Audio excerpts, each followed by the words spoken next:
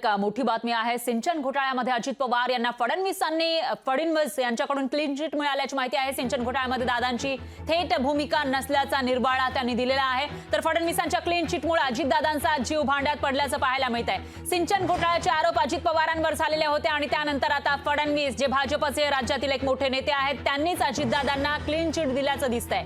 सिंचन घोटाळ्यामध्ये दादांची थेट भूमिका नव्हती असा निर्वाळा फडणवीसांनी दिलेला आहे। त्यामुळे फडणवीसांच्या या क्लीन चिटमुळे अजितदादांचा जीव भांड्यात पडलाय।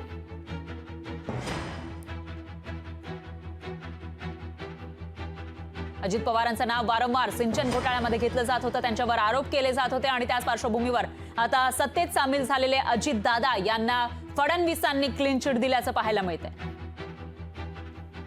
त्यावेळेला आम्हाला ते आहे असं वाटलं, पण ज्या वेळेला तपास यंत्रणांनी पूर्णपणाचा तपास केला, सर्व तपास यंत्रणांनी, त्यावेळेला त्याच्यामध्ये अजितदादा किंवा सुनील तटकरेंचा काही सहभाग आढळून आलेला नाही असं स्पष्टपणाने देवेंद्रजींनी त्या ठिकाणी सांगितलेलं आहे। मी उलट देवेंद्रजींचे मनापासून आभार मानतो, कारण त्यांनी ही स्पष्टपणाची भूमिका सांगितली।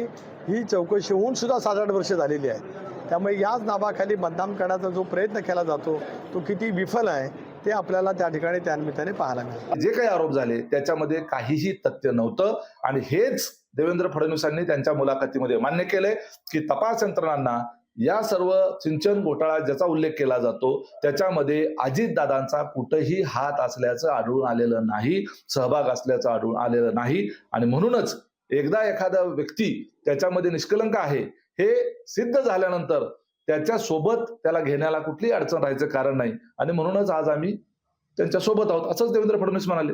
आता मग हे गाळाभर पुरावे आणि बदनामी कशाला केली? त्याचा अभ्यास करूनच करायला पाहिजे होती। राष्ट्रवादी का नेता और राष्ट्रवादी भ्रष्टाचारी है, 70,000 करोड़ का सिंचन घोटाला किया है, हे कशाच्या आधारावर बोलले?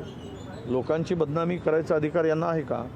मग ते जर बोलले तर मग त्यांना परत पुरावा होता म्हणूनच बोलले ना, आणि मग त्यांना परत आपल्याबरोबर का घेऊन उपमुख्यमंत्रीपद दिलं? याचाच अर्थ असा आहे की भाजपा भ्रष्टाचाराचा आरोप करते, ब्लॅकमेल करते, सोबत घेतो आणि भ्रष्टाचारातील हिस्सा अर्धा स्वतः भाजपा वसूल करतो। लोकशाही मराठी ऐका, पहा, जागरूक रहा।